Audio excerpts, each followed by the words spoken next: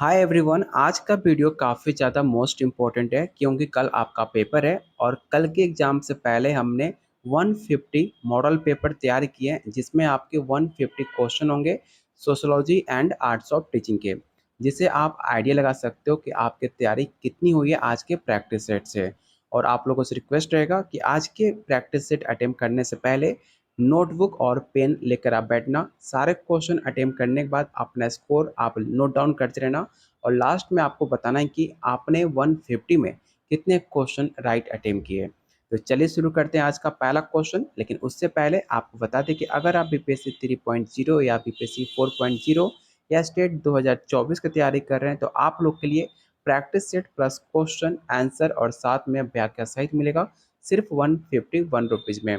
और साथ में most important NCERT chapter wise class 11 class 12 का एमसीक्यू और साथ में टॉपिक वाइज एमसीक्यू जो आपके सिलेबस में पिछली बार जिस टॉपिक से ज़्यादा क्वेश्चन पूछे गए थे आपके एग्जाम में, वो सब कुछ मिलेगा सिर्फ 251 रुपीज़ के अंदर। और साथ में आपका प्रीवियस ईयर क्वेश्चन। और स्टेट के एग्जाम देने से पहले आप स्टेट का प्रीवियस ईयर क्वेश्चन एक बार जरूर अटेम्प्ट करके जाना। आने वाले एग्जाम के लिए आप काफ़ी ज़्यादा बेनिफिशियल हो सकता है। तो लेने के लिए आप मुझे इस नंबर पे व्हाट्सअप कर सकते हो। बाकी डिटेल्स आपको यहाँ पर शेयर कर दी जाएगी। साथ में आपको गाइड भी किया जाएगा कैसे आप शॉर्ट टर्म में पेपर को क्वालिफाई कर सकते हो। तो आज का पहला क्वेश्चन है, समाजशास्त्र के जनक कौन है?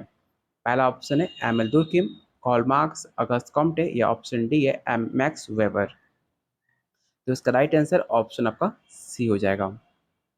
सेकंड क्वेश्चन है, समाज की संरचना का अध्ययन किसे कहते हैं? सामाजिक परिवर्तन, सामाजिक नियंत्रण, सामाजिक स्तर या ऑप्शन डी है सामाजिक संस्था। तो इसका राइट आंसर ऑप्शन आपका सी हो जाएगा। क्वेश्चन नंबर थर्ड, समाजशास्त्र में सांस्कृतिक लगान का अर्थ क्या होता है? सांस्कृतिक विकास, सांस्कृतिक परंपरा, सांस्कृतिक विलंब या ऑप्शन डी है सांस्कृतिक एकता। सारे क्वेश्चन को आप नोट डाउन करते रहना। लास्ट में आपको कमेंट बॉक्स में अपना स्कोर साझा करना है कि आप कट ऑफ जो बिहार स्टेट का है उसे आप क्रॉस कर पाते हो कि नहीं कर पाते हो। तो क्वेश्चन थर्ड का जो राइट आंसर होगा ऑप्शन सी हो जाएगा। आर्थिक असमानता का अध्ययन मुख्यतः किस समाजशास्त्री ने किया था? पहला ऑप्शन है मैक्स वेबर, ऑप्शन बी है कार्ल मार्क्स, ऑप्शन सी आपको यहाँ पर लिखता हूँ जिससे आप बेटर क्वेश्चन देखकर आंसर को आप बता पाओ, हार्बर्ट स्पेसर, और ऑप्शन डी है टेलकोट पर्सन्स। तो आपको बताना है कि इन चार ऑप्शन में से राइट आंसर क्या होगा। तो याद रखिएगा, आर्थिक असमानता का अध्ययन मुख्यतः आपके कार्ल मार्क्स ने अध्ययन किया था। ऑप्शन इसका भी राइट आंसर होगा। क्वेश्चन नंबर 5, पारिवारिक विघटन का प्रमुख कारण किसे आप मानते हो? शिक्षा में कमी, सांस्कृतिक मतभेद, आर्थिक असमस्या या ऑप्शन डी है मानवीय संबंधों का अभाव। तो इसका राइट आंसर ऑप्शन आपका सी हो जाएगा। क्वेश्चन नंबर 6, किस समाजशास्त्री ने समाज की आत्मा की अवधारणा प्रस्तुत की है? Karl Marx, Erving Goffman, Max Weber या ऑप्शन डी है एमिल दुर्कheim। तो इसका राइट आंसर ऑप्शन डी हो जाएगा। कुलीन वर्ग का सिद्धांत किससे संबंधित है? वेबरियन समाजशास्त्र से, मार्क्सवाद से, फंक्शनलिज्म से या ऑप्शन डी है संघर्ष सिद्धांत से। तो इसका राइट आंसर ऑप्शन आपका ई हो जाएगा। क्वेश्चन नंबर 8, मानसिक समाजीकरण की प्रक्रिया किसमें पाई जाती है? बाल्यावस्था, पौरावस्था, किशोरावस्था या ऑप्शन डी है वृद्धावस्था। तो इसका राइट आंसर ऑप्शन आपका सी हो जाएगा। क्वेश्चन नंबर 9, संस्थागत समाजशास्त्र के प्रमुख उद्देश्य क्या है? सामाजिक वर्ग का अध्ययन, समाज के संस्थानों का अध्ययन, सांस्कृतिक परिवर्तन का अध्ययन या ऑप्शन डी है परिवार का अध्ययन। तो इसका राइट आंसर ऑप्शन आपका बी हो जाएगा। क्वेश्चन नंबर 10, किसने आधुनिकता और परंपरागतता के बीच अंतर स्पष्ट किया है? अगस्त कॉम्टे, एमिल दुर्कheim, मैक्स वेबर या ऑप्शन डी है कार्ल मार्क्स। तो इसका जो राइट आंसर होगा ऑप्शन आपका सी हो जाएगा मैक्स वेबर। अगला क्वेश्चन, प्राथमिक समूह का उदाहरण क्या है? आपको बताना है कि प्राइमरी ग्रुप का एग्जाम्पल कौन सा है। चलिए इसका ऑप्शन देख लेते हैं। पहला ऑप्शन है नौकरी, परिवार, विश्वविद्यालय और सरकार। तो हमने बताया था प्राइमरी ग्रुप का एग्जाम्पल माना जाता है आपका परिवार, ऑप्शन बी। सामाजिक गतिशीलता का संबंध किससे है? सामाजिक परिवर्तन से, सामाजिक अनुकूलन, सामाजिक संरचना या ऑप्शन डी है सामाजिक नियम। तो इसका राइट आंसर ऑप्शन ई हो जाएगा सामाजिक परिवर्तन। सामाजिक नियंत्रण में कौन सा साधन औपचारिक नहीं माने जाते हैं? पहला ऑप्शन है कानून, नैतिकता, पुलिस या ऑप्शन डी है न्यायपालिका। उम्मीद है कि आप नोटबुक करके सारे क्वेश्चन अटेम्प्ट करने के बाद अपना स्कोर आप नोटबुक में लिख रहे होगे। ऐसा करने से कल के पेपर से पहले आपको पता चल जाएगा कि आपकी कमजोरी क्या है, आप कहाँ पर घबरा रहे हो, कौन से क्वेश्चन में आपको दिक्कत हो रही है। ऐसे नोट डाउन करने से आपको एक गलती जो आप करते हो उससे गलती से कल के एग्जाम में आप बच सकते हो। इसलिए आप क्वेश्चन को नोट डाउन करते रहना, कितने क्वेश्चन आप सही कर रहे हो, कितना क्वेश्चन गलत कर रहे हो। ऐसा करने से जो भी आपका पॉजिटिव और नेगेटिव दोनों मेरिट है वो आपको पता चल पाएगा एग्जाम से पहले। तो क्वेश्चन 13 का जो राइट आंसर होगा ऑप्शन बी हो जाएगा। आनुवंशिक का किस प्रकार के समाजशास्त्र से संबंध है? सामाजिक जीव विज्ञान, संस्कृति समाजशास्त्र, आर्थिक समाजशास्त्र या ऑप्शन डी है राजनीतिक समाजशास्त्र। तो इसका राइट आंसर ऑप्शन ए हो जाएगा। क्वेश्चन नंबर 15, सांस्कृतिक विलंब का सिद्धांत किसने दिया है?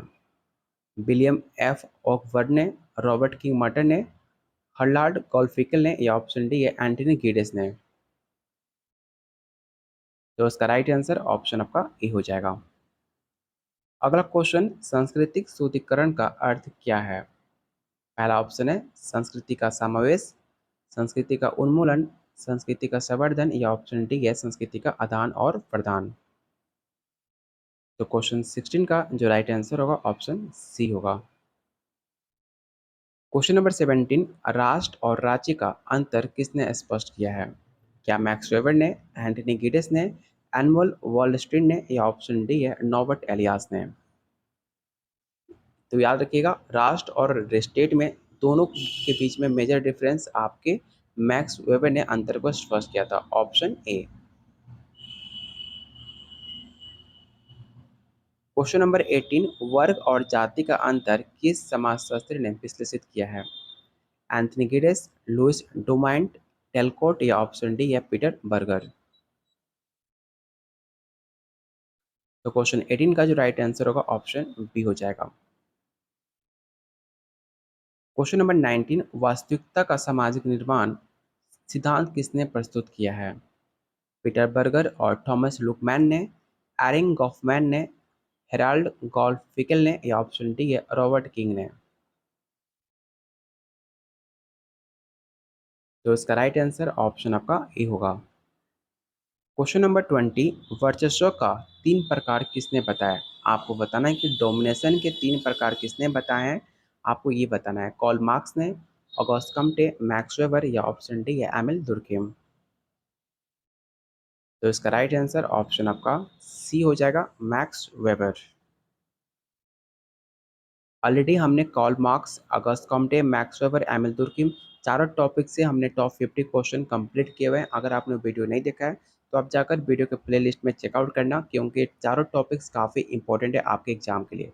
तो आप जाकर वीडियो के प्लेलिस्ट में टॉप 50 एमसीक्यू देख सकते हो, Auguste Comte, Karl Marx, Max Weber, Emile Durkheim पे, जो आपके एग्जाम में 15 से 20 चार टॉपिक से सवाल पूछे जाते हैं। क्वेश्चन नंबर 21 है, विभाजित श्रम का सिद्धांत किसने प्रस्तुत किया है? चलिए इसका ऑप्शन देख लेते हैं।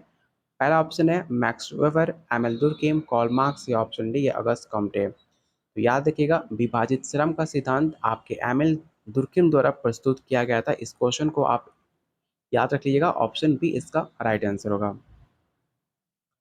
सामाजिक कार्य का सिद्धांत किसका है? मैक्स वेबर का, कॉल मार्क्स का, एमिल दुर्कheim या ऑप्शन डी है एंथनी गिडेस। तो इसका राइट आंसर ऑप्शन आपका ए होगा मैक्स वेबर। क्वेश्चन नंबर 23, आपको बताना है कि अनन्यता जिसे आप रेसिप्रोसिटी कहते हो उसका समाजशास्त्र ने किसने विकसित किया था? पहला ऑप्शन है cloud Levi Strauss, George Simmel, Harvard spacer या ऑप्शन डी है मैक्स वेबर। तो इसका राइट आंसर ऑप्शन आपका बी हो जाएगा। क्वेश्चन नंबर 24, सांस्कृतिक सूत्रता का सिद्धांत किससे संबंधित माना जाता है? पहला ऑप्शन है एंथ्रोपोलॉजी, समाजशास्त्र, इतिहास या ऑप्शन डी है राजनीति। तो क्वेश्चन 24 का जो राइट आंसर होगा ऑप्शन बी हो जाएगा। क्वेश्चन नंबर 25, सांस्कृतिक वस्तुनिष्ठता का अर्थ क्या होता है? पहला ऑप्शन है संस्कृति का वंडर, संस्कृति का परिष्करण या ऑप्शन डी है संस्कृति का अध्ययन या ऑप्शन डी है संस्कृति का मूल्यांकन। तो इसका राइट आंसर ऑप्शन डी होगा। क्वेश्चन नंबर 26, सांस्कृतिक समन्वय किसके द्वारा प्रभावित होता है? तकनीकी विकास, राजनीति नीतियाँ, सामाजिक संस्थाएं या ऑप्शन डी है धार्मिक विश्वास। तो इसका राइट आंसर ऑप्शन ई होगा। अगला क्वेश्चन है सामाजिक अस्थिकरण का मुख्य आधार क्या है?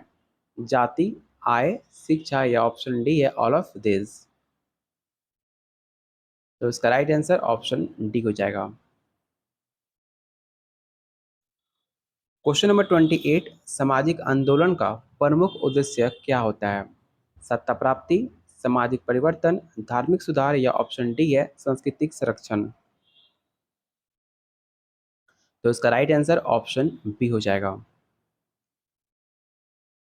क्वेश्चन नंबर 29, स्वतंत्रता का संकल्पना किस सिद्धांत के अंतर्गत आती है? राजनीति सिद्धांत, सामाजिक सिद्धांत, नैतिक सिद्धांत या ऑप्शन डी है आर्थिक सिद्धांत। इस प्रैक्टिस सेट में मैं किसी भी क्वेश्चन को वीवीआई क्वेश्चन टिक आउट नहीं कर रहा, क्योंकि सारे क्वेश्चन मैंने खुद बनाए हुए हैं जो मुझे काफ़ी ज़्यादा इंपॉर्टेंट लगे हैं। इस प्रैक्टिस सेट में मैंने उस क्वेश्चन को शामिल किया है जो कल के पेपर में आपको डायरेक्ट देखने को या सेम पैटर्न पे देखने को मिल सकता है। इसलिए आप सारे सवाल को अटेम्प्ट जरूर करना। हर एक सवाल काफ़ी ज़्यादा इंपॉर्टेंट है और सारे क्वेश्चन जो भी आप गलत कर रहे हो, जो भी सही कर रहे हो, उसे आप नोट डाउन करते रहना। और लास्ट में आपको कमेंट बॉक्स में बताना है कि आपने टोटल 150 क्वेश्चन में कितने क्वेश्चन राइट अटेम्प्ट किए हैं। चलते हैं क्वेश्चन नंबर 30 पे। क्वेश्चन नंबर 30 है विविधीकरण का संबंध किससे है? पहला ऑप्शन है सामाजिक संगठन, सांस्कृतिक विकास, आर्थिक विभाजन या ऑप्शन डी है राजनीतिक प्रभाव। तो क्वेश्चन 29 का शायद मैंने आंसर नहीं बताया था। क्वेश्चन 29 का जो राइट आंसर होगा ऑप्शन ई हो जाएगा राजनीतिक सिद्धांत, और क्वेश्चन 30 का जो राइट आंसर होगा ऑप्शन ई हो जाएगा सामाजिक संगठन। तो क्वेश्चन 30 का राइट आंसर ऑप्शन ई हो जाएगा। क्वेश्चन नंबर 31 है संघर्ष सिद्धांत के अनुसार समाज का संचालन किसके आधार पर होता है? ध्यान से क्वेश्चन को रीड कर लीजिएगा, इसके बाद ऑप्शन को देखेंगे। संघर्ष सिद्धांत के अनुसार समाज का संचालन किस पे होता है? पहला ऑप्शन है सहयोग, प्रतिस्पर्धा, अनुकूलन या ऑप्शन डी है सहभागिता। तो इसका राइट आंसर ऑप्शन बी पे हो जाएगा। समाज और समुदाय का अंतर किसने स्पष्ट किया? एंटनी ने, मैक्स वेबर ने, कार्ल मार्क्स ने या ऑप्शन डी है एफ टॉनिस ने। तो इसका राइट आंसर ऑप्शन डी होगा। अगला क्वेश्चन है सांस्कृतिक पूंजी की अवधारणा किसने दी? कार्ल मार्क्स ने, मैक्स वेबर, पियरे या ऑप्शन डी है अगस्त कॉम्टे। तो याद रखिएगा कल्चरल कैपिटल की अवधारणा पियरे वर्ड्यू ने दी थी, ऑप्शन सी। आर्थिक संसाधनों का अध्ययन मुख्यतः किस समाजशास्त्री ने किया था? कार्ल मार्क्स ने, मैक्स वेबर, एमिल दुर्किन या ऑप्शन डी है टैलकोट पार्सन्स। तो इसका राइट आंसर ऑप्शन ई होगा। अगला क्वेश्चन है सांस्कृतिक विविधता का मुख्य स्रोत क्या है? जैविक विभिन्नता, धार्मिक विश्वास, सामाजिक संस्थाएं या ऑप्शन डी है शिक्षा। तो क्वेश्चन 35 का जो राइट आंसर होगा ऑप्शन सी हो जाएगा। वर्ग विभाजन का सिद्धांत किससे संबंधित माना जाता है? पहला ऑप्शन है वेबरियन समाजशास्त्र, मार्क्सवाद, फॉक्सनलिज्म या ऑप्शन डी है संघर्ष सिद्धांत। तो इसका राइट आंसर ऑप्शन बी हो जाएगा। धर्म का समाजशास्त्र का अध्ययन किसने किया है? एमिल दुर्खिम ने, कार्ल मार्क्स ने, मैक्स वेबर ने या ऑप्शन डी है अगस्त कॉम्टे ने। तो इसका राइट आंसर ऑप्शन आपका सी होगा। क्वेश्चन नंबर 38, संवैधानिक समाजशास्त्र का अर्थ क्या होता है? पहला ऑप्शन है संविधान का अध्ययन, कानूनी समाजशास्त्र, सांस्कृतिक समाजशास्त्र, या ऑप्शन डी है धार्मिक समाजशास्त्र। तो क्वेश्चन 38 का राइट आंसर ऑप्शन बी होगा। अगला क्वेश्चन है सामाजिक अनुकरण का प्रमुख उद्देश्य क्या है? सामंजस्य, प्रतिस्पर्धा, शक्ति, या ऑप्शन डी है स्वतंत्रता। तो इसका राइट आंसर ऑप्शन आपका ए हो जाएगा। क्वेश्चन नंबर 40, नौ उदारवाद के समाजशास्त्रीय प्रभाव किस पर होता है? आर्थिक नीतियां पे, सामाजिक संस्थाएं पर, सांस्कृतिक मान्यताएं, या ऑप्शन डी है राजनीतिक निर्णय। तो इसका राइट आंसर ऑप्शन ए होगा आर्थिक नीतियां। व्यक्तिगत पहचान का निर्माण किससे होता है? पहला ऑप्शन है सामाजिक संबंध, ऑप्शन बी है धार्मिक विश्वास, ऑप्शन सी है आर्थिक स्थिति आर्थिक स्थिति, और चौथा ऑप्शन है आपका राजनीति दृष्टिकोण। आपको बताना है कि इन चार ऑप्शन में से कौन सा आपका राइट आंसर होगा। चार ऑप्शन है सामाजिक संबंध, धार्मिक विश्वास, आर्थिक स्थिति, और चौथा ऑप्शन है राजनीतिक दृष्टिकोण। तो क्वेश्चन 41 का जो राइट आंसर होगा ऑप्शन ए हो जाएगा सामाजिक संबंध। सांस्कृतिक अनुकूलन का अर्थ क्या होता है? सांस्कृतिक संरक्षण, सांस्कृतिक परिवर्तन, सांस्कृतिक उन्नयन, या ऑप्शन डी है उसका संस्कृति का विलयन। तो इसका राइट आंसर ऑप्शन आपका बी हो जाएगा, इसे आप याद रखिएगा। समाजवादी व्यवस्था का मुख्य उद्देश्य क्या है? आर्थिक समानता, राजनीतिक स्वतंत्रता, सांस्कृतिक समन्वय, या ऑप्शन डी है सामाजिक सुधार। तो इसका राइट आंसर ऑप्शन आपका ए हो जाएगा आर्थिक समानता। प्राकृतिक न्याय का अर्थ क्या होता है? नैतिकता, कानून, संवैधानिक अधिकार, या ऑप्शन डी है सामाजिक सुधार। तो याद रखिएगा प्राकृतिक न्याय का मतलब होता है कानून, ऑप्शन बी। और जिन्होंने टेलीग्राम ग्रुप को ज्वाइन नहीं किया तो आप लोगों से रिक्वेस्ट है टेलीग्राम ग्रुप को जरूर ज्वाइन कर लेना, जिसका लिंक मैंने डिस्क्रिप्शन बॉक्स और कमेंट बॉक्स में पिन कर रखा हुआ है, जहाँ पे आपको टीचिंग रिलेटेड न्यूज़, सारे वैकेंसी, सारे अपडेट आपको न्यूज़ यहाँ पर सबसे पहले मिल जाते हैं। तो जाकर आप ग्रुप को जरूर ज्वाइन कर लीजिएगा। चलते हैं क्वेश्चन नंबर 45 पे। क्वेश्चन नंबर 45 है वैश्वीकरण का समाज पर क्या प्रभाव पड़ता है? पहला ऑप्शन है सामाजिक सुधार, संस्कृति एकीकरण, आर्थिक विकास, या ऑप्शन डी है सभी विकल्प सही हैं। तो क्वेश्चन 45 का जो राइट आंसर होगा ऑप्शन डी हो जाएगा। महिला सशक्तिकरण का प्रमुख साधन क्या है? क्या वो शिक्षा है, रोजगार है, सामाजिक समर्थन है, या ऑप्शन डी है ऑल ऑफ दिस। तो क्वेश्चन 46 का जो राइट आंसर होगा ऑप्शन डी हो जाएगा। क्वेश्चन नंबर 47, शहरीकरण के कारण क्या होते हैं? औद्योगिकरण, कृषि का विकास, शिक्षा का प्रसार, या ऑप्शन डी है सामाजिक संगठन। तो जो भी आपके शहरीकरण बढ़ते हैं वहाँ पे आपका औद्योगिकरण बढ़ते हैं, ऑप्शन इसका ए राइट आंसर होगा। क्वेश्चन नंबर 48 है परंपरागत समाज की विशेषता क्या है? पहला ऑप्शन है तकनीकी विकास, ऑप्शन बी है कृषि पर निर्भरता, ऑप्शन सी है शहरीकरण, या ऑप्शन डी संस्कृतिकरण विविधता। तो याद रखिएगा इसका राइट आंसर ऑप्शन आपका बी होगा कृषि पर निर्भरता। क्वेश्चन नंबर 49, समाजशास्त्रीय विश्लेषण का मुख्य उद्देश्य क्या होता है? तो याद रखिएगा समाजशास्त्रीय विश्लेषण का मुख्य उद्देश्य सामाजिक संरचना का अध्ययन माना जाता है, ऑप्शन ए। संस्कृति और समाज का संबंध किसने स्पष्ट किया? अगस्त कॉम्टे ने, एमएल दुर्की ने, मैक्स वेबर, या ऑप्शन डी है कॉल मार्क्स ने। तो इसका राइट आंसर ऑप्शन बी होगा एमएल दुर्कीम। अगला क्वेश्चन है आधुनिक समाज की प्रमुख भूमिका क्या है? पहला ऑप्शन है पारंपरिक मान्यताएं, औद्योगिकरण, कृषि पर निर्भरता, या ऑप्शन डी है सामूहिक डिसीजन। तो क्वेश्चन 52 का जो राइट आंसर होगा ऑप्शन बी हो जाएगा।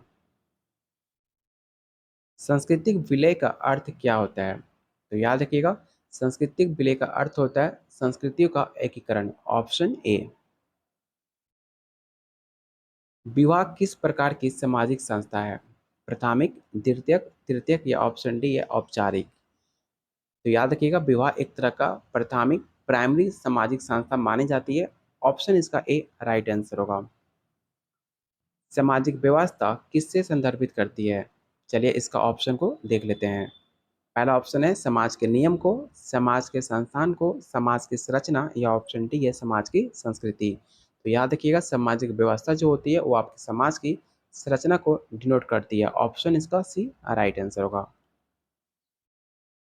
संविधान का समाज पर क्या प्रभाव होता है?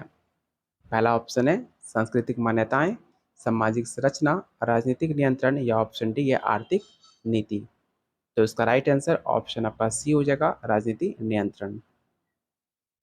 नवीनतम समाजशास्त्र का मुख्य विषय क्या है?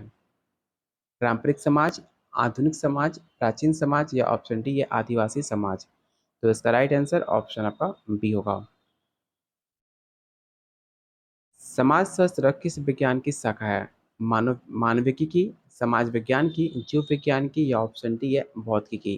तो याद रखिएगा, समाजशास्त्र आपकी समाज विज्ञान की शाखा मानी जाती है, इसलिए इसका जो राइट आंसर होगा ऑप्शन आपका बी हो जाएगा। संविधान और कानून का समाजशास्त्रीय संबंध क्या है? सामाजिक सुरक्षा, सामाजिक परिवर्तन, सामाजिक संरचना, या ऑप्शन डी है सामाजिक नियंत्रण। तो क्वेश्चन 59 का जो राइट आंसर होगा ऑप्शन डी होगा, सामाजिक नियंत्रण। सांस्कृतिक विचलन का अर्थ क्या होता है? तो याद रखिएगा, सांस्कृतिक विचलन का अर्थ होता है संस्कृति का विनाश। ऑप्शन इसका सी राइट आंसर होगा। यहाँ तक अभी तक हमने टोटल 60 क्वेश्चन कर लिए। उम्मीद करता हूँ आप अपने तरफ से काफ़ी प्रयास कर रहे होंगे और सारे क्वेश्चन का आंसर आप नोट डाउन करते होंगे कितना आपने स्कोर सही किया है। तो उम्मीद से वीडियो को लाइक और शेयर जरूर कर देना, क्योंकि ऐसे कंटेंट बनाने में हमें काफ़ी ज़्यादा मेहनत लगी है और आपके कल के एग्जाम के लिए काफ़ी ज़्यादा इंपॉर्टेंट क्वेश्चन है। तो प्लीज़ वीडियो को लाइक और शेयर जरूर कीजिएगा। क्वेश्चन नंबर 61 है, सामाजिक संरचना का प्रमुख तत्व क्या है? वर्ग, धर्म, जाति, या ऑप्शन डी है ऑल ऑफ दिस। तो इसका राइट आंसर होगा option D all of this.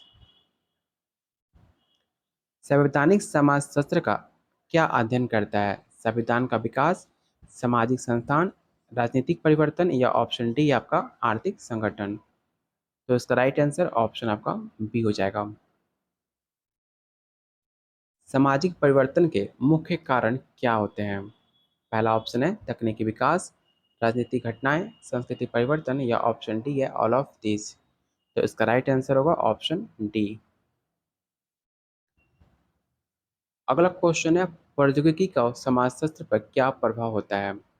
तो याद रखिएगा, इसका जो राइट आंसर होगा option D all of this. अगला क्वेश्चन है, सांस्कृतिक अनुकूलन का किससे संबंध होता है? चलिए इसका ऑप्शन को देख लेते हैं।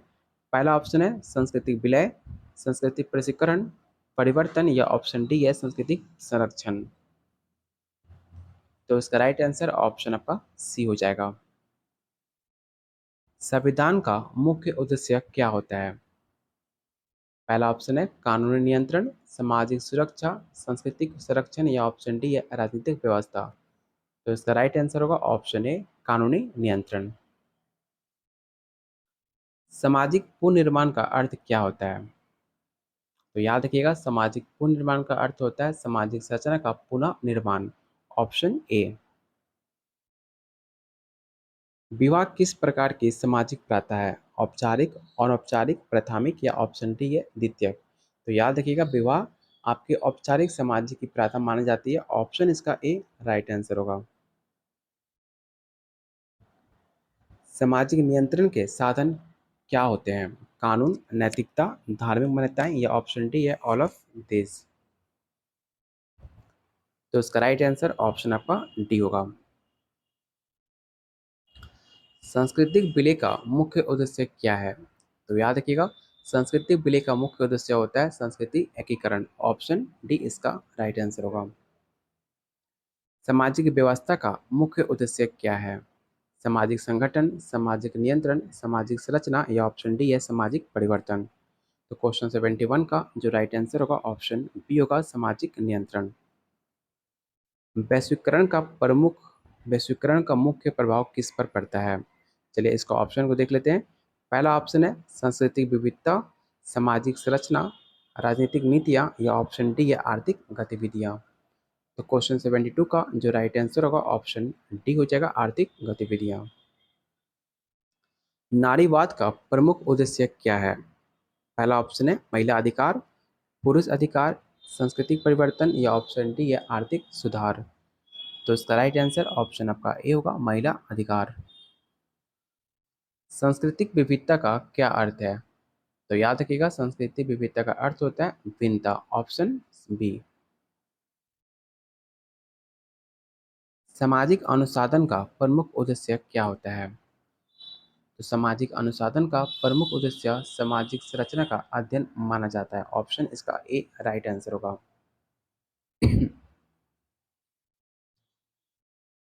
संविधान का समाजशास्त्रीय महत्व क्या है?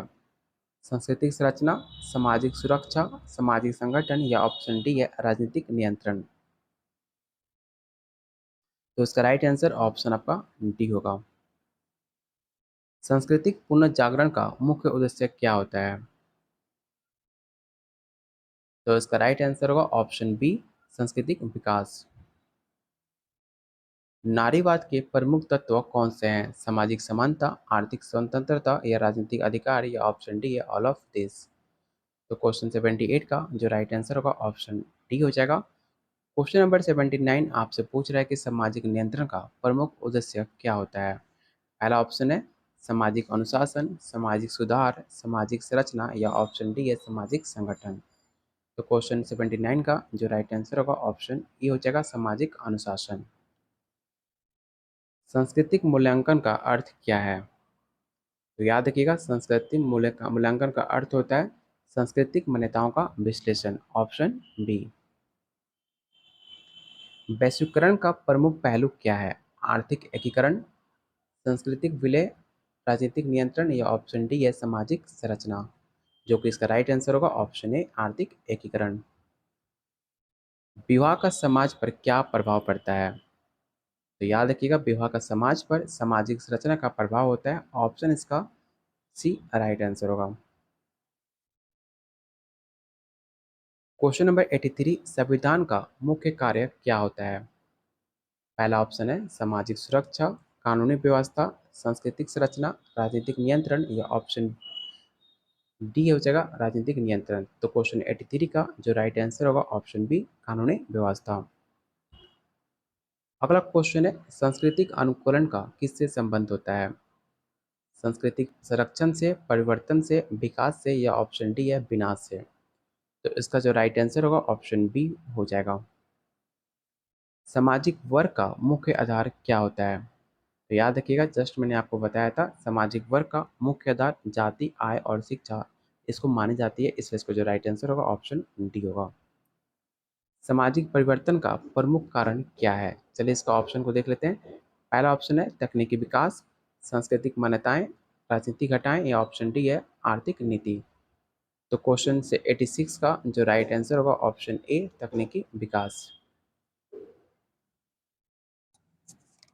तो याद रखिएगा, संविधान का मुख्य कार्य होता है कानूनी व्यवस्था, ऑप्शन इसका बी राइट आंसर होगा।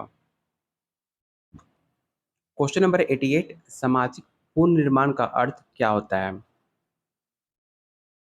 तो सामाजिक वर्ग का जो पुनर्निर्माण का मतलब होता है सांस्कृतिक परिवर्तन, जो कि इसका राइट आंसर होगा ऑप्शन इसका राइट आंसर होगा ऑप्शन आपका ए, सामाजिक संरचना का पुनः निर्माण, ऑप्शन इसका ए राइट आंसर होगा, इसे आप याद रखिएगा। क्वेश्चन नंबर 89 है सांस्कृतिक विलय का मुख्य उद्देश्य क्या है? पहला ऑप्शन है सांस्कृतिक संरक्षण, सांस्कृतिक आदान प्रदान, सांस्कृतिक विकास, या ऑप्शन डी है सांस्कृतिक एकीकरण। जो कि इसका राइट आंसर होगा ऑप्शन डी, सांस्कृतिक एकीकरण। क्वेश्चन नंबर 90 है वैश्वीकरण का समाज पर क्या प्रभाव होता है? सांस्कृतिक विविधता, सामाजिक संरचना, राजनीतिक नीतियां, या ऑप्शन डी है आर्थिक गतिविधियां। तो इसका राइट आंसर होगा ऑप्शन डी, आर्थिक गतिविधियां। नारीवाद का प्रमुख उद्देश्य क्या है? तो याद रखिएगा, नारीवाद का प्रमुख उद्देश्य होता है महिला अधिकार, ऑप्शन ए। सामाजिक अनुशासन का मुख्य उद्देश्य क्या है? तो सामाजिक अनुशासन का प्रमुख उद्देश्य सामाजिक नियंत्रण को माना जाता है, ऑप्शन इसका बी राइट आंसर होगा।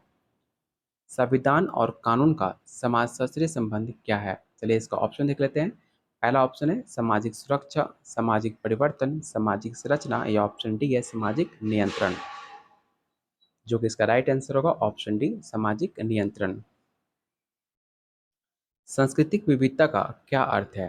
एकरूपता, भिन्नता, समानता या ऑप्शन डी है समन्वय। तो क्वेश्चन 94 का जो राइट आंसर होगा ऑप्शन बी हो जाएगा। वैश्वीकरण का प्रमुख पहलू क्या है? तो जस्ट मैंने आपको बताया था, जो वैश्वीकरण का प्रमुख पहलू होता है वो होता है आपका आर्थिक एकीकरण, ऑप्शन इसका ए राइट आंसर होगा। सामाजिक अनुशासन का प्रमुख उद्देश्य क्या माना जाता है? तो सामाजिक अनुशासन का प्रमुख उद्देश्य सामाजिक संरचना का अध्ययन माना जाता है, ऑप्शन इसका ए राइट आंसर होगा। क्वेश्चन नंबर 97, नारीवाद का प्रमुख तत्व कौन सा है? तो याद रखिएगा, नारीवाद के लिए सबसे ज़्यादा सामाजिक समानता, आर्थिक स्वतंत्रता और राजनीतिक अधिकार, ये तीनों तत्व माने जाते हैं, जो कि इसका राइट आंसर होगा option D all of this. सामाजिक वर्ग का मुख्य आधार क्या होता है? जाति, आय, शिक्षा या ऑप्शन डी है ऑल ऑफ दिस। तो इसका राइट आंसर होगा option D all of this. Question number 99, सार्वजनिक समाजशास्त्र का अध्ययन क्या करता है? संविधान का विकास, सामाजिक संस्थान, राजनीतिक परिवर्तन या ऑप्शन डी है आर्थिक संगठन, जो कि राइट आंसर होगा ऑप्शन आपका बी सामाजिक संस्थान। क्वेश्चन नंबर 100 है, सामाजिक व्यवस्था का मुख्य उद्देश्य क्या है? चलिए इसका ऑप्शन देख लेते हैं। पहला ऑप्शन है सामाजिक संगठन, सामाजिक नियंत्रण, सामाजिक संरचना या ऑप्शन डी है सामाजिक परिवर्तन। तो क्वेश्चन नंबर 100 का जो राइट आंसर होगा ऑप्शन बी हो जाएगा सामाजिक नियंत्रण। यहाँ पे आपका सोशोलॉजी टॉप 100 क्वेश्चन खत्म होते हैं, इसके बाद हम आर्ट्स ऑफ टीचिंग का क्वेश्चन देखेंगे। तब तक आप क्वेश्चन को रीड करो और वीडियो को आप लाइक कर दीजिए। तब तक मैं पानी पी लेता हूँ।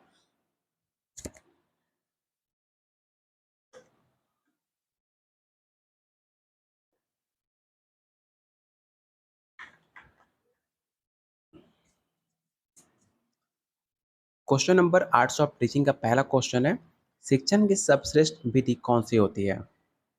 व्याख्यान विधि, चर्चा विधि, परियोजना विधि या ऑप्शन डी या प्रदर्शन विधि। तो याद रखिएगा, क्वेश्चन 101 का जो राइट आंसर होगा ऑप्शन डी प्रदर्शन विधि। अगला क्वेश्चन है, शिक्षण का प्रमुख उद्देश्य क्या होता है?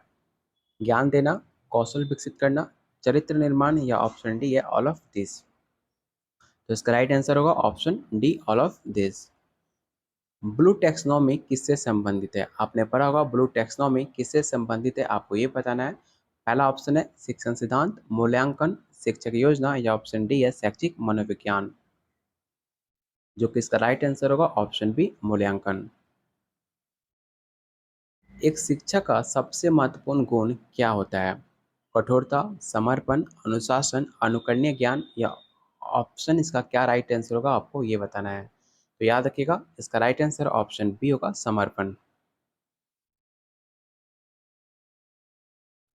ड्रिल और प्रैक्टिस किस शिक्षण विधि का हिस्सा माना जाता है? आपने नाम सुना होगा ड्रिल एंड प्रैक्टिस। पहला ऑप्शन है सक्रिय शिक्षण, पारंपरिक, प्रगतिशील या ऑप्शन डी है संवेदनशील। तो ड्रिल एंड प्रैक्टिस आपका एक पुराना विधि माना जाता है, जिसे आप पारंपरिक शिक्षण के नाम से जानते हो, ऑप्शन इसका बी राइट आंसर होगा। इफेक्टिव शिक्षण का सबसे महत्वपूर्ण पहलू क्या है? तो याद रखिएगा, इफेक्टिव शिक्षण सबसे इंपॉर्टेंट पहलू होता है छात्रों की भागीदारी, ऑप्शन इसका डी राइट आंसर होगा। आवश्यक प्रेरणा तकनीकों में क्या शामिल है? प्रशंसा, सजा, पुरस्कार या ऑप्शन डी है आपका ऑल ऑफ दिस। तो इसका राइट आंसर होगा option D all of this. समूह चर्चा किस प्रकार की शिक्षण विधि मानी जाती है? एक पक्षीय, द्विपक्षीय, सहयोगात्मक या ऑप्शन डी है व्यक्तिगत। तो याद रखिएगा, ग्रुप डिस्कशन एक तरह का सहयोगात्मक विधि मानी जाती है, जो कि राइट आंसर होगा ऑप्शन सी। अगला क्वेश्चन है, मूल्यांकन का उद्देश्य क्या होता है? पहला ऑप्शन है शिक्षा के स्तर का मापन, सीखने की प्रगति का आकलन या ऑप्शन सी है छात्रों को प्रेरित करना या option D all of this. तो इसका राइट आंसर होगा ऑप्शन डी। शिक्षण के दौरान प्रश्न पूछने का क्या महत्व होता है? तो जब आप क्लास में जब प्रश्न पूछते हो तो उसमें छात्र जागरूक होते हैं, उसमें काफ़ी ज़्यादा शिक्षा की प्रभावशीलता बढ़ती है और छात्रों की पार्टिसिपेशन भी बढ़ती है। इसलिए इसका जो राइट आंसर होगा ऑप्शन आपका डी हो जाएगा। अधिगम के सिद्धांत किसके द्वारा प्रस्तुत किए गए हैं? तो याद रखिएगा, पावलोव ने क्लासिकल सिद्धांत दिया था, क्लासिकल कंडीशनिंग का सिद्धांत दिया था। स्किनर ने ऑपरेंट कंडीशनिंग का सिद्धांत दिया था। थॉर्नडाइक ने ट्रायल एंड एरर का सिद्धांत दिया था और वाइगोत्स्की ने लैंग्वेज का सिद्धांत दिया था, लैंग्वेज लर्निंग का सिद्धांत दिया था। लेकिन आपसे पूछा जा रहा है अधिगम का सिद्धांत। अधिगम का सिद्धांत आपके थॉर्नडाइक ने दिया, इसे आप याद रखिएगा। ऑप्शन इसका सी राइट आंसर होगा। इफेक्टिव शिक्षण का महत्वपूर्ण भाग क्या है? तो इसका राइट आंसर होगा option D, all of this. समग्र शिक्षा का अर्थ क्या होता है? चलिए इसका ऑप्शन देख लेते हैं। तो मैंने आपको हमेशा बताया, जब भी आपसे क्वेश्चन पॉजिटिव पूछा जाए, जो भी आपका ऑप्शन केवल दिखे आप उसे कट कर देना।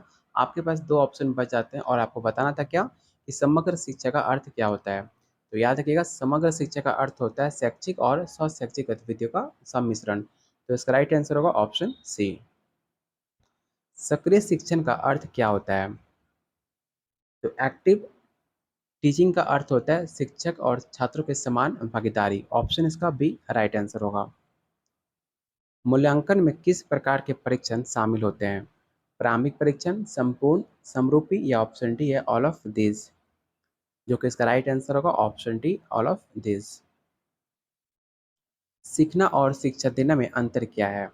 तो याद रखिएगा, सीखना और शिक्षा देने में मुख्य अंतर होता है आपके अधिक व्यवहारिक का, सैद्धांतिक का और व्यक्तिगत का। इसलिए इसका जो राइट आंसर होगा ऑप्शन आपका डी हो जाएगा। अधिगम का प्रमुख घटक किसे आप मानते हो? पहला ऑप्शन है अनुभव, ऑप्शन बी है अनुसाधन, अभिरुचि या ऑप्शन डी है संज्ञानात्मक। तो इसका राइट आंसर ऑप्शन आपका ए हो जाएगा, अनुभव। स्व मूल्यांकन किससे संबंधित है? शिक्षक का मूल्यांकन, छात्रों का स्वयं मूल्यांकन, पाठ्यक्रम का मूल्यांकन या ऑप्शन डी है शिक्षण सामग्री का मूल्यांकन, जो कि इसका राइट आंसर होगा ऑप्शन बी। पीयर ट्यूटरिंग का अर्थ क्या होता है? आपको नाम से पता चल रहा होगा, पीयर जो कि एक ग्रुप का समूह होता है जो एज ग्रुप के होते हैं, जिसका मतलब होता है छात्र द्वारा अन्य छात्रों को ट्यूटरिंग। जो एक ग्रुप के जो पीयर होते हैं एक साथ बैठकर अपने छात्रों को द्वारा पढ़ाई करना, छात्रों को ट्यूटरिंग कहा जाता है। तो इसका राइट आंसर होगा ऑप्शन बी। स्मार्ट कक्षाएं किस प्रकार की शिक्षा प्रणाली है? आपने देखा होगा आजकल बिहार में स्मार्ट क्लास को लेकर काफी ज्यादा पैसे खर्च की गई हैं, जिसका मतलब होता है डिजिटल शिक्षा प्रणाली। Option B. मल्टीग्रेड शिक्षण का क्या अर्थ है? तो याद रखिएगा, मल्टीग्रेड शिक्षण का अर्थ होता है विभिन्न ग्रेडों के छात्रों को एक साथ सिखाना। ऑप्शन इसका सी राइट आंसर होगा। जो भी आंसर डी कर रहे हैं उनका आंसर गलत है। कमीशन आधारित शिक्षण किस शिक्षा प्रणाली का उपयोग करते हैं? विश्वविद्यालय शिक्षा, माध्यमिक, प्रारंभिक या ऑप्शन डी है ऑनलाइन टेस्ट। तो इसका राइट आंसर होगा ऑप्शन डी। इफेक्टिव शिक्षण के लिए सर्वाधिक आवश्यक गुण क्या है? अच्छे संचार का कौशल, उचित समय प्रबंधन, छात्रों की रुचि समझना या ऑप्शन डी है ऑल ऑफ दिस। तो इसका राइट आंसर होगा ऑप्शन डी। व्यक्तिगत अंतर किस सिद्धांत से संबंधित माना जाता है? शिक्षा का, अधिगम का, समाजशास्त्र का या ऑप्शन डी है मनोविज्ञान का, जो कि इसका राइट आंसर होगा ऑप्शन बी, अधिगम का। कक्षा प्रबंधन में क्या शामिल है? तो याद रखिएगा, कक्षा प्रबंधन में आपका अनुशासन बनाए रखना, टाइम मैनेजमेंट और छात्रों के नीड को पूरा करना, ये सब चीज शामिल होते हैं कक्षा प्रबंधन में, जो कि इसका राइट आंसर होगा ऑप्शन डी। क्वेश्चन नंबर 26, शिक्षण में रेट्रोस्पेक्टिव विधि का उपयोग कब होता है? तो याद रखिएगा, इसका जो राइट आंसर होगा ऑप्शन ई हो जाएगा। जब आप पाठ को समाप्त करते हो उसके बाद इस विधि का उपयोग किया जाता है। मल्टीमीडिया शिक्षण का लाभ क्या होता है? तो मल्टीमीडिया शिक्षण से आपका विजुअल, श्रवण प्रभाव और स्वात्मक प्रभाव, ये सारे शिक्षण के लाभ होते हैं, जो कि इसका राइट आंसर होगा option D. Question number 128, inquiry based परीक्षण के उद्देश्य क्या है? आपको बताना है कि इंक्वायरी बेस्ड शिक्षण का उद्देश्य क्या है, आपको ये बताना है। तो याद रखिएगा, इसका जो राइट आंसर होगा ऑप्शन डी हो जाएगा, all of this. Question number 129, effective संप्रेषण में कौन सा प्रमुख तत्व है? संदेश, चैनल, प्रतिक्रिया या ऑप्शन डी है आत्म, ऑल ऑफ दिस। तो इसका राइट आंसर होगा option D, all of this. Question 130 से पहले आप लोग को रिक्वेस्ट है, जिन्होंने वीडियो को लाइक नहीं किया तो वीडियो को लाइक और शेयर जरूर कर देना। कल जिनका पेपर है आप लोगों से रिक्वेस्ट है कि बिल्कुल भी आप ओवर कॉन्फिडेंट मत होना। आराम से कूल माइंड रहना, बिल्कुल भी एग्ज़ाम सेंटर में पहुँचने के बाद ज़्यादा बातचीत नहीं करना आपको, ज़्यादा कूल मत दिखना। ज़्यादा आप गपशप मारने लगते हो तो आपका जो माइंड होता है वो काफ़ी ज़्यादा रिलैक्स मूड में चल जाता है। तो आप लोग खुद को शांत रखना, कोई भी क्वेश्चन अटेम्प्ट करो, चाहे आपका हार्ड हो, चाहे ईज़ी हो, उसमें प्रॉपर टाइम देना। ऐसा नहीं कि जल्दबाजी में आसान क्वेश्चन में सबसे ज़्यादा गलती होती है, ऐसा मैक्सिमम केसेस देखने को मिला है। इसलिए चाहे क्वेश्चन आसान हो, चाहे आपका हार्ड हो, सारे ऑप्शन को रीड करने के बाद ही ऑप्शन को टिक आउट करना। बिल्कुल भी घबराने की ज़रूरत नहीं है, एकदम शांत माइंड होकर और एकदम ओवर कॉन्फिडेंट बिल्कुल नहीं होना है किसी भी क्वेश्चन को लेकर। उम्मीद है कि आप सारे लोग जो भी मेरे यूट्यूब चैनल से जुड़े हुए हैं, सबका पेपर क्वालीफाई होगा और सब हम मिलकर साथ में बीपीएससी की तैयारी करेंगे। कोई भी डाउट होता है आप मुझे कमेंट बॉक्स में सवाल पूछ सकते हो, आपको वहाँ पर रिप्लाई दी जाएगी। कोई भी डाउट होते हैं आपको आपके साथ प्रॉब्लम को सॉल्व किया जाएगा। तो चलते हैं क्वेश्चन नंबर 130 पे। आपको बताना है कि शिक्षण प्रक्रिया में स्व निर्देशित शिक्षा का क्या महत्व होता है। पहला ऑप्शन है आत्मनिर्भरता, स्व अध्ययन, ऑप्शन सी है स्व अनुशासन या ऑप्शन डी है ऑल ऑफ दिस। जो कि इसका राइट आंसर होगा ऑप्शन आपका डी। तो हमने रीजनिंग और मैथ के क्वेश्चन शामिल नहीं किए हैं जो कि मोबाइल से कर पाना काफ़ी मुश्किल होता है। इसलिए हमने आपके मेन सब्जेक्ट सोशियोलॉजी और आर्ट्स ऑफ टीचिंग के क्वेश्चन रखे थे जो कि 130 क्वेश्चन नंबर ऑफ क्वेश्चन 130 हो गए। तो आपको बताना है कि 130 में आपने कितने क्वेश्चन राइट अटेम्प्ट किए हैं। अगर आप 130 में कितना स्कोर कर पा रहे हो, आप मुझे कमेंट बॉक्स में बताना, जिससे मुझे आइडिया लग सके कि आपकी तैयारी कैसी है, कहाँ पे आप गलती कर रहे हो। आपके स्कोर के बाद आपसे मुझसे बात हो सकती है कि मैं आपको हेल्प कर पाऊँ कि आपकी कहाँ गलती कर पा रहे हो, कौन-सा कहाँ आपको दिक्कत हो रही है। सब इस पे आपको डिस्कशन किया जाएगा, जिससे बात हो सके, आपको जो गलती कर कर रहे हो, वो गलती ना कर पाओ कल के एग्ज़ाम में। तो आप लोग सारे लोग कमेंट बॉक्स में अपना स्कोर ज़रूर शेयर कीजिएगा, आपको रिप्लाई दी जाएगी। ज़्यादा दिक्कत आपको होगी तो आपसे कॉल पे बात करके आपके प्रॉब्लम को सुना जाएगा और आपको हेल्प दी जाएगी। तो कोई भी डाउट होता है तो आप मुझे कमेंट ज़रूर करना और वीडियो को लाइक और शेयर ज़रूर कर देना, क्योंकि इसको बनाने में काफ़ी ज़्यादा मेहनत लगी है और आपका एक लाइक हमें काफ़ी मोटिवेट करता है आप लोग के लिए डेली और ज़्यादा मेहनत करने के लिए।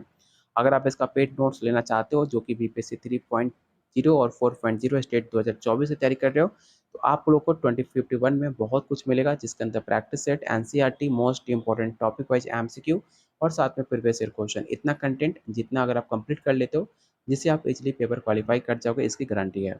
लेने के लिए आप मुझे इस नंबर पे व्हाट्सएप कर सकते हो, बाकी गाइडलाइंस आपको यहाँ पर शेयर कर दी जाएंगी।